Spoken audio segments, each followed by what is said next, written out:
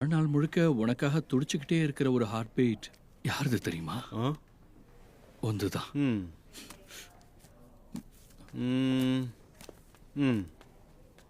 67.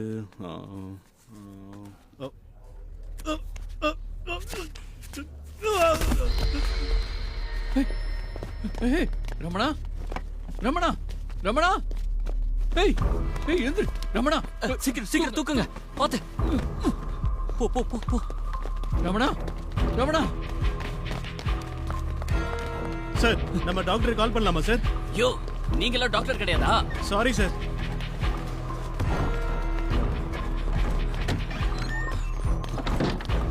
Ramana, Ramana please. Doctor, doctor please என்னன்னு பாருங்க. Please doctor பாருங்க. ரமணா,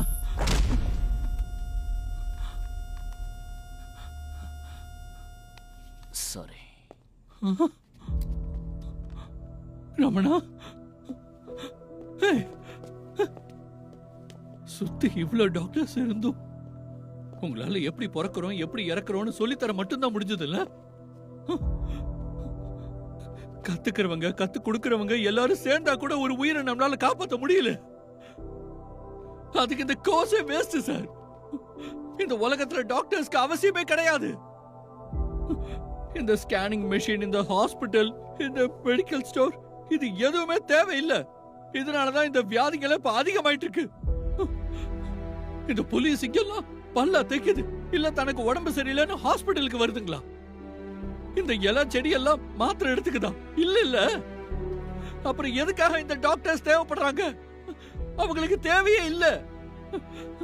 இந்த கோர்ஸே வேஸ்ட். எனக்கு இந்த கோர்ஸே வேண்டாம் சார். ராமனா, நான் இங்க இருந்து போறேன். It's a waste course. எனக்கு இந்த கோர்ஸே வேண்டாம், நான் போறேன். நீங்களும் என் கூட சேருங்க. Come come come, let's go.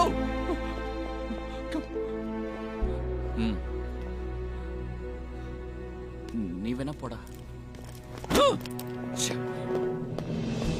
Attender ராமண்ணாவோட சாவ என்னோட சாவா இப்ப நினைச்சு பாக்குறேன். சாவுங்கிறது ரொம்ப பெருசு, ஆனா வாழ்க்கை அதை விட ரொம்ப பெருசு. பார்த்து பார்த்து காலேஜ் விழுது விழுது விழுது. இந்த காலேஜுக்கு வந்து நீங்க எல்லாம் என்ன சாதிக்க போறீங்க? நீங்க வந்து உங்க டைமை தான் வேஸ்ட் பண்றீங்க. யாரும் காலேஜுக்கு போகாதீங்க. It's a bloody waste of time. நான் காலேஜுக்கு வர போறது இல்ல. காலேஜ்ல இருந்து கிளம்பி நான் வீட்டுக்கு போனேன். ராமண்ணாவோட குழந்தைகளுக்கு தமிழ் மூலமா நான் இங்கிலீஷ் சொல்லி கொடுத்துட்டு இருக்கேன்.